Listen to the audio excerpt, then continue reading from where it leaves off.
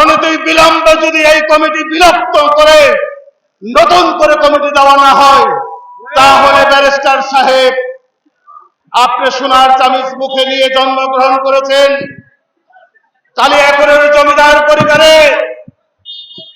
আপনার রাজপথে আপনার নামে কোনো মামলা হয় নাই, আপনি জেল খাটেন নাই, ফ্যাসিস্টের পুলিশের ভয়ঙ্কর চরিত্র আপনি দেখেন নাই।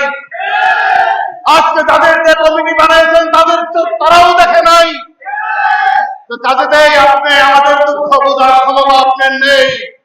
এই কালিয়াকৈরের আহ্বায়ক কমিটিতে আজিবুর রহমান, মনির শিকদার, শফিকুল ইসলাম, জলিল মন্ডল, জুয়েল সরকার, শহীদ শিকদার, রফিকুল ইসলাম, নজরুল ইসলাম, আব্বাস শিকদার, হারুন মাস্টার সহ সকলের বিরুদ্ধে আওয়ামী লীগের সাথে সম্পৃক্ততা, তাদের সাথে নৌকা গলায় দিয়ে নির্বাচনী প্রচারণা করার দেখা গেছে, ভোট ভিক্ষা করতে দেখা গেছে।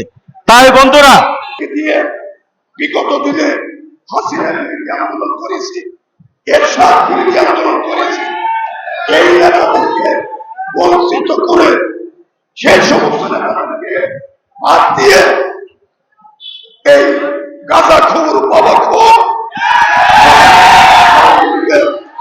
আওয়ামী লীগের নেতাদেরকে নিয়ে টানা সপ্তমবারের মতো বেস্ট টিস্যু পেপার ব্র্যান্ড হিসেবে স্বীকৃতি পেয়েছে বসুন্ধরা টিস্যু। জোর ব্যবসায়ী দিয়ে এই কমিটি করবে, এটার জন্য যা যা করা দরকার, যা যা আমরা অবশ্যই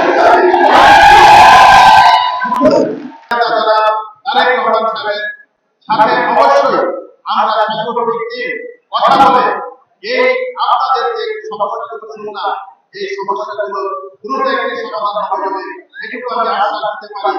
কিন্তু আপনাদেরকে আমি অনুরোধ করতে চাই যে আপনারা দয়া করে দলের সম্পর্কে যদি বিশৃঙ্খলা তৈরি হয়, দলের ভাবমূর্তি নষ্ট হয় এবং আমাদের শহীদ রাষ্ট্রপতি জিয়া রহমানের আদর্শে আমাদের দেশ নেত্রী আপসী নেত্রী বেগম খালেদা জিয়ার পরিশ্রমে আমাদের প্রিয় নেতা জনাব তারেক রহমানের নিরলস প্রচেষ্টা এবং তার যে দিক নির্দেশনায় আজকে বিএনপি বাংলাদেশে সবচেয়ে সর্ববৃহৎ শক্তিশালী দল, এই দলের কোন ধরনের ভাবমূর্তি যেন নষ্ট হয়, আমরা অবশ্যই আপনারা যেগুলো আপনাদের দাবি দেওয়া বা যেগুলো আপনাদের সমস্যা আপনারা দলের সর্বোচ্চ ফোরামে আপনারা তুলে ধরতেই পারেন।